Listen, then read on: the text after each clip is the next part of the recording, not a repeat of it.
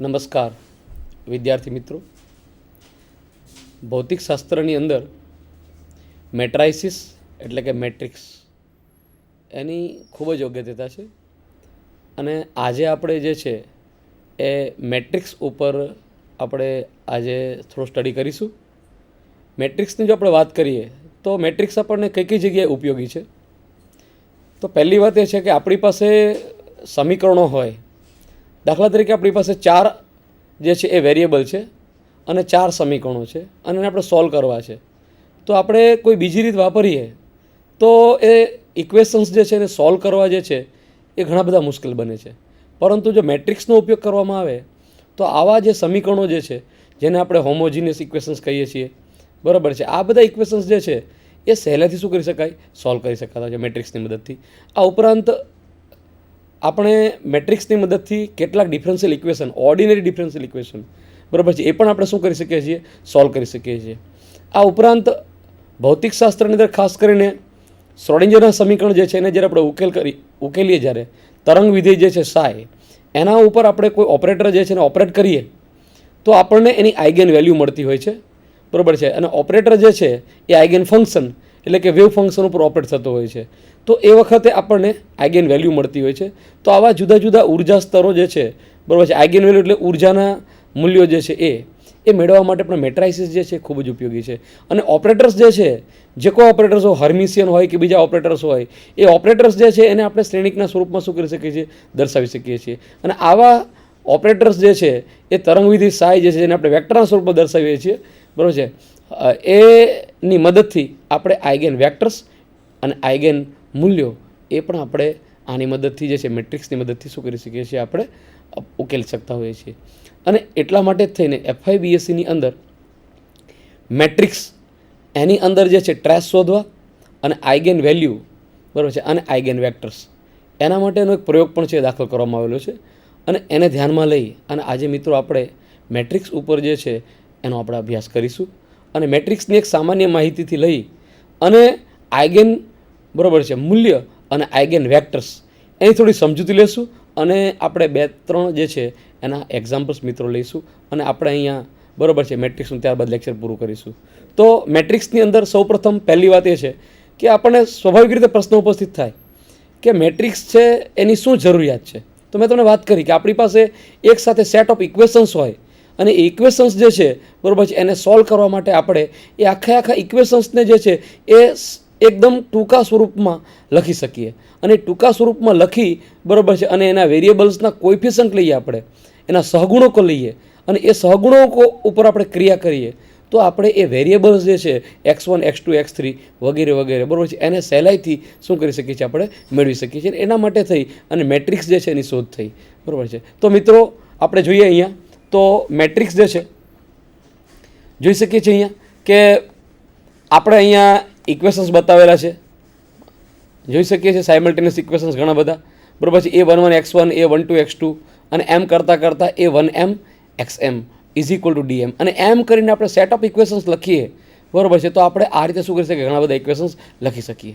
હવે એની અંદર જે છે ખાસ કરીને આ x1, x2, x3 આ બધા જે છે એને કહેવામાં આવે છે એન્ડોજીનિયસ વેરિયેબલ્સ.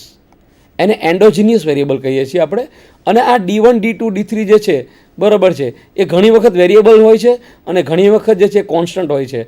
અને એને આપણે એક્ઝોજીનિયસ, બરાબર છે, વેરિયેબલ્સ અથવા તો અચળાંકો હોય તો અચળાંકો જે છે કહીએ છીએ, બરાબર છે. તો આ જે છે સેટ ઓફ ઇક્વેશન્સ છે અને આમાં આપણે જે છે એન્ડોજીનિયસ વેરિયેબલ્સ છે એને આપણે શોધવા હોય, બરાબર છે, એની કિંમત આપણે શોધવી હોય તો એ મેટ્રિક્સની મદદથી આપણે સહેલાઈથી વિદ્યાર્થીઓ મિત્રો શોધી શકતા હોઈએ છીએ. અને એને જો આપણે આને જે છે એ આપણે મેટ્રિક્સ ફોર્મમાં દર્શાવવું હોય મિત્રો તો આપણે આ રીતે દર્શાવી શકાય. જોઈ શકો છો તમે એનું સામાન્ય ફોર્મ જે છે, બરાબર છે, લિનિયર ઇક્વેશન્સનું આ સિસ્ટમ ઓફ લિનિયર ઇક્વેશન્સ છે એનું સામાન્ય ફોર્મ જે છે આપણે AX is equal to D લખી શકીએ છીએ આપણે. અને આ A જે છે એને કહીએ છીએ આપણે મેટ્રિક્સ અને X જે છે એ આપણો વેક્ટર થઈ ગયો કહેવાય, બરાબર છે, અને D જે છે એ કોલમ વેક્ટર અથવા તો એક્ઝોજીનિયસ વેરિયેબલ્સ કહેવાય અને X જે છે એ છે એન્ડોજીનિયસ વેરિયેબલ્સ કહીએ છીએ આપણે. તો મિત્રો જે મેં સેટ લખેલો હતો હમણાં જ, બરાબર છે, લિનિયર ઇક્વેશન્સનો, એને આપણે મેટ્રિક્સના સ્વરૂપમાં દર્શાવીએ તો આપણે આ રીતે શું કરી શકીએ છીએ, દર્શાવી શકીએ છીએ મિત્રો. આ જે છે બધા x1 x2 જે છે એના સહગુણાંકો છે, અને આ જે છે બધા એના વેરિયેબલ્સ છે, બરાબર છે, એન્ડોજીનિયસ વેરિયેબલ્સ છે, અને આ જે છે એના એક્ઝોજીનિયસ વેરિયેબલ છે મિત્રો. તો આ રીતે આપણે આવા ઇક્વેશન્સ જે છે, બરાબર છે, કોઈ પણ ઇક્વેશન્સ છે એને આપણે આ રીતે મેટ્રિક્સ ફોર્મ્સ જે છે એની અંદર શું કરી શકીએ છીએ, આપણે લખી શકતા હોઈએ છીએ મિત્રો. અને આવા ઇક્વેશન્સ જે છે એનું જે છે આપણને 0 સોલ્યુશન મળી શકે છે, 1 સોલ્યુશન મળી શકે, એક કરતાં વધારે, બરાબર છે, સોલ્યુશન્સ પણ શું થઈ શકે છે, આપણને મળી શકતા હોય છે મિત્રો. અને આપણે એને શું કરી શકીએ છીએ, સોલ્વ કરી શકતા હોઈએ છીએ. એના માટે જે છે આપણે ઓગમેન્ટ મેટ્રિક્સ બનાવી શકતા હોઈએ છીએ, બરાબર છે. એ મેટ્રિક્સ જે છે એ કન્સિસ્ટન્ટ છે કે ઇનકન્સિસ્ટન્ટ છે, બરાબર છે, એની ઉપરથી આપણે એના સોલ્યુશન્સ છે મિત્રો એ નક્કી કરતા હોઈએ છીએ આપણે. તો એ વાત જે છે એને આપણે બાજુમાં મૂકીએ. આપણે ખાસ કરીને આઇગન વેલ્યુ અને આઇગન વેક્ટર્સ જે છે, બરાબર છે, એ આપણે આપણા પ્રાયોગિક કાર્યની અંદર આપણે પ્રયોગ કરવાનો આવતો હોવાથી આપણે એના ઉપર વધારે ધ્યાન આપીશું. અને એ માટે જરૂરી જે બધી વસ્તુઓ છે એનું આપણે બેઝિક લઈ અને આઇગન વેલ્યુ અને આઇગન વેક્ટર્સ જે છે એના ઉપર આપણે આપણું ધ્યાન જે છે ને એને કેન્દ્રિત કરવા માગીએ છીએ. તો હવે ખ્યાલ આવી ગયો કે વેરિયેબલ્સ જે છે, એન્ડોજીનિયસ વેરિયેબલ જે છે, બરાબર છે, એના સહગુણાંકો જેને આપણે કહીએ છીએ મેટ્રિક્સ. અને એટલા માટે જ અહીંયા લખેલું છે કે મેટ્રિક્સ ઇઝ એન એની ડબલ્યુ સબસ્ક્રિપ્ટ એરાઇઝ. ડબલ્યુ સબસ્ક્રિપ્ટ એટલે આ જે છે એના સબસ્ક્રિપ્ટ છે. આ જે છે પહેલો જે છે, બરાબર છે, એ હાર બતાવે છે, અને બીજો જે છે એ કોલમ એટલે કે સ્તંભ બતાવે છે મિત્રો. તો A11 એટલે પહેલો જે છે એ શું છે, પહેલી હાર અને પહેલો સ્તંભ.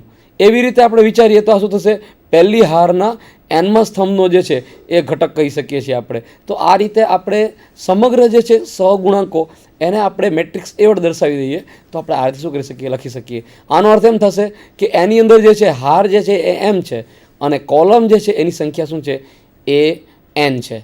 તો આવી રીતે આપણે દરેક જે છે ઘટકો જે છે એને રોઝ અને કોલમ્સની અંદર શું કરી શકીએ છીએ, ગોઠવી શકીએ છીએ. અને આપણે કોઈ પણ જે છે આઈમી હારનો જેમાં કોલમનો કોઈ ઘટક લેવો હોય તો આપણે એને આ રીતે લખી શકાય. અને આખા જે શ્રેણી છે એને ટૂંકમાં આ રીતે લખી શકીએ છીએ, એ આઈ જે, જે આઈ જે છે એ 1 થી m સુધી બદલાય છે અને જે છે એ 1 થી શું થશે, n સુધી બદલાય છે. તો આ રીતે આપણે સંગાત્મક રીતે સમગ્ર મેટ્રિક્સ છે એને આ રીતે શું કરી શકશું મિત્રો, દર્શાવી શકીશું. મેટ્રિક્સ જે છે, બરાબર છે, એના જુદા જુદા પ્રકારો છે, પરંતુ આપણને જે ઉપયોગી છે, બરાબર છે, એટલા જ આપણે અહીંયા ધ્યાનમાં લઈશું.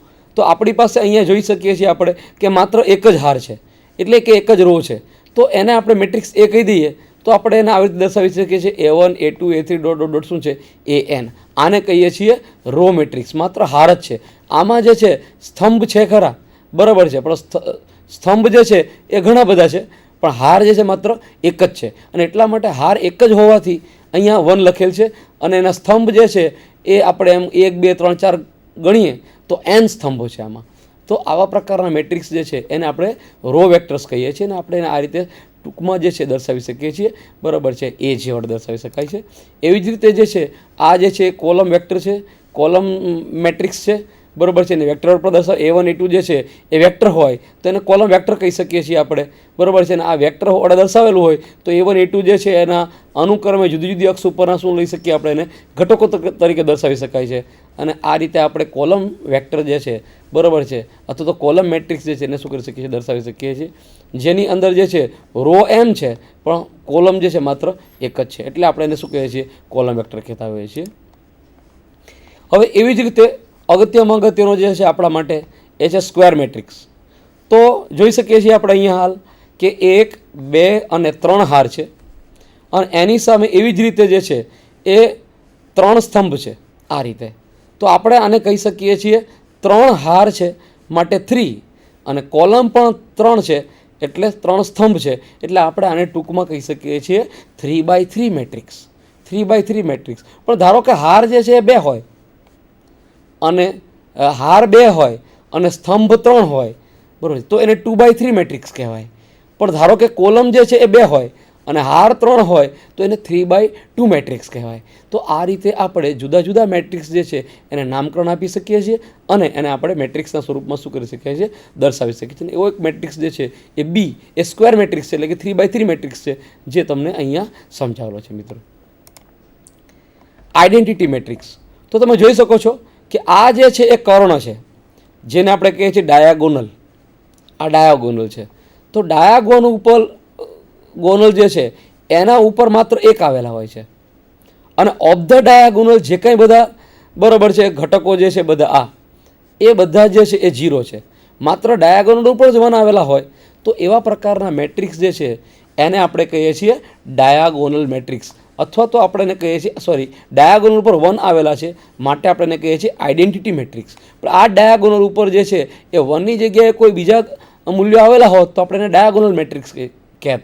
પણ અહીંયા જે છે 1 આવેલા છે માટે આપણે એને કહીએ છીએ આઈડેન્ટિટી મેટ્રિક્સ. અને અહીંયા હારની સંખ્યા અને સ્તંભની સંખ્યા સરખી છે, અને માટે આ આઈડેન્ટિટી મેટ્રિક્સ જે છે એને આપણે કહી શકીએ છીએ બરાબર છે સ્ક્વેર આઈડેન્ટિટી મેટ્રિક્સ. અને અહીંયા જે છે હારની સંખ્યા જે છે એ 4 છે અને સ્તંભની સંખ્યા આપણે 4 છે, એટલે આપણે એને કહી શકીએ છીએ 4x4 આઈડેન્ટિટી મેટ્રિક્સ. હવે મિત્રો આપણને બધાને ખબર જ છે કે કોઈ પણ મેટ્રિક્સ આપણને આપેલો હોય અને એના આપણે હાર અને સ્તંભને શું કરી દઈએ, ઉલટાવી દઈએ. અત્યાર સુધી આપણે લખતા હતા એમાં શું હતું, અહીંયા A11 હતું, અહીંયા A12 હતું, A13 એમ કરતાં કરતાં A બરાબર છે 1n એ રીતે હતું. પણ આપણે શું કરીએ, હાર જે છે એને સ્તંભમાં કન્વર્ટ કરી નાખીએ. બરાબર છે, બધી જ હાર જે છે પહેલી હારને પહેલા સ્તંભમાં ગોઠવી દઈએ તો આ રીતે ગોઠવાશે. ખરેખર પહેલો અંક જે છે એ હાર સૂચવે છે, પણ અહીંયા આપણે હાર જે છે એને સ્તંભમાં ફેરવી નાખેલી છે, અને પરિણામે તમે જોઈ શકો છો કે આ આપણને પહેલી હારનો પહેલો સ્તંભ મળી ગયો. એવી રીતે આ શું થયો, બીજી હાર જે છે એનો આપણે બીજો સ્તંભ બનાવ્યો, અને એવી રીતે એનમી હાર જે છે મેટ્રિક્સની કોઈ મેટ્રિક્સની એનો આપણે એનમો સ્તંભ બનાવી દઈએ તો હાર જે છે બરાબર છે એને સ્તંભમાં રૂપાંતર કરી નાખીએ. એટલે કે rose becomes columns and columns becomes rose. તો એવા પ્રકારના મેટ્રિક્સ છે એને આપણે ટ્રાન્સપોઝ ઓફ મેટ્રિક્સ કહીએ છીએ. બરાબર છે, ટ્રાન્સપોઝ કરવું એટલે આપણે હાર અને સ્તંભ જે છે એને શું કરવા, ઉલટાવવા. એને આપણે અહીંયા ડેશ વડે શું કરેલ છે, દર્શાવેલ છે. અને આ મેટ્રિક્સ જે છે બરાબર છે એને આપણે કહી શકીશું M/N મેટ્રિક્સ. બરાબર છે, M/N મેટ્રિક્સ કહીએ છીએ આપણે. તો ટ્રાન્સપોઝ ઓફ મેટ્રિક્સ, આ રીતે હાર અને સ્તંભને ઉલટાવતા મળતા મેટ્રિક્સને આપણે ટ્રાન્સપોઝ ઓફ મેટ્રિક્સ કહી શકીએ છીએ મિત્રો.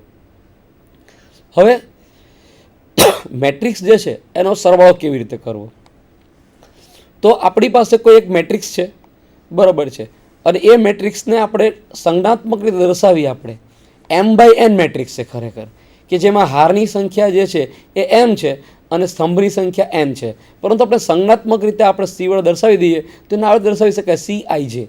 અને અહીંયા જે છે એ મેટ્રિક્સ છે એને સંજ્ઞાત્મક રીતે આ દર્શાવી શકાય, અને બીને આ રીતે સંજ્ઞાત્મક રીતે શું કરી શકાય, દર્શાવી શકાય. હવે દરેક જે સદિશ જે મેટ્રિક્સ જે છે એના પહેલી હાર જે છે બરાબર છે એના બીજા મેટ્રિક્સના પહેલી હારના પહેલા ઘટક વડે સરવાળો કરીએ તો આપણને સી મેટ્રિક્સ સરવાળાના મેટ્રિક્સનો બરાબર છે પહેલી હારનો પહેલો ઘટક આપણને મળશે. અને એવી રીતે દરેક હાર જે છે એનો જેટલામી હાર હોય એટલામાં જ બીજા મેટ્રિક્સનો એટલા જ હાર, અને એટલામાં જ હાર જે છે એમાં આવેલા કોઈ ઘટક જે છે એનો આપણે સ્તંભનો સરવાળો કરતા જઈએ તો આપણને બે મેટ્રિક્સ જે છે એનો સરવાળો મળતા હોય છે. અને એ આપણે અહીંયા ઉદાહરણ ઉપરથી સ્પષ્ટ રીતે મિત્રો જોઈ શકીએ છીએ આપણે અહીંયા કે A=A11, A12, A21, A22 છે. તો જો આનો જે છે એ પહેલો ઘટક અને આનો પણ પહેલો ઘટક, આ બેનો સરવાળો કરો તો સરવાળાનો મેટ્રિક્સ જે છે બરાબર છે એનો પહેલો ઘટક મળશે.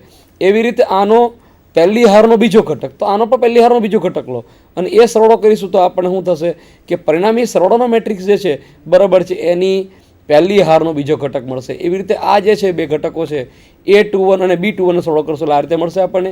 A22 અને B22 નો સરવાળો કરીશું મિત્રો તો આપણને આ રીતે મળશે. આ રીતે આપણે મેટ્રિક્સ જે છે બરાબર છે એનો શું કરી શકીએ છીએ, સરવાળો કરી શકાય છે મિત્રો. તો આ રીતે આપણે મેટ્રિક્સોનો સરવાળો પણ કરી શકીએ છીએ અને આપણે એની બાદબાકી પણ કરી શકીએ છીએ. બાદબાકી જે છે એ હું તમને અહીંયા બતાવતો નથી બરાબર છે, પરંતુ સમજી શકીએ છીએ આપણે કે આવી જ રીતે જ્યાં સરવાળાની નિશાની આવતી હતી ત્યાં જ આપણે બાદબાકીની નિશાની પણ મેળવી શકીએ છીએ. તો જોઈ શકીએ છીએ આપણે અહીંયા બે મેટ્રિક્સ છે, એક A છે 2/2 અને બીજું જે છે મેટ્રિક્સ A છે B છે, અને એ જે છે એ પણ શું છે 2/2 છે. તો હવે જુઓ તમે કે આનો પહેલો ઘટક આનો પહેલો ઘટક સરવાળો કરો, 3 ને 1 4 અને એવી રીતે 4 ને 2 6 થશે. તો એવી રીતે અહીંયા જુઓ 5 ને 3 8 અને આ રીતે અહીંયા 6 અને 4 10. તો આ જે છે એ એડિશનના પરિણામે એ અને બી મેટ્રિક્સના સરવાળા કરવાના પરિણામે મળતો આપણને પરિણામી જે છે મેટ્રિક્સ છે એ સી આપણને આ રીતે મળે છે. અને આમ આપણે મેટ્રિક્સ જે છે એનો સરવાળો જે છે મિત્રો એ કરી શકતા હોઈએ છીએ. તો આ રીતે આપણે કોઈ પણ મેટ્રિક્સ બે આપેલા હોય એના આપણે શું કરી શકીએ છીએ, સરવાળા કરી શકીએ છીએ. મેટ્રિક્સની બાદબાકી મેં તમને સમજાવ્યું એ જ રીતે કે ઘટકો જે છે એની આપણે શું કરવાની છે, બાદબાકી. એની આપણે વધારે વાત નથી કરતા, કારણ કે સરવાળાની જે ક્રિયા કરીએ છીએ એ જ પ્રમાણે આપણે જે છે અહીંયા બાદબાકીની ક્રિયા કરવાની છે. અને હવે ખાસ અગત્યની જે આપણે આઇગન વેલ્યુઝ અને આઇગન વેક્ટર્સમાં ખાસ જે ઉપયોગી છે અને એવું છે મેટ્રિક્સ મલ્ટિપ્લિકેશન.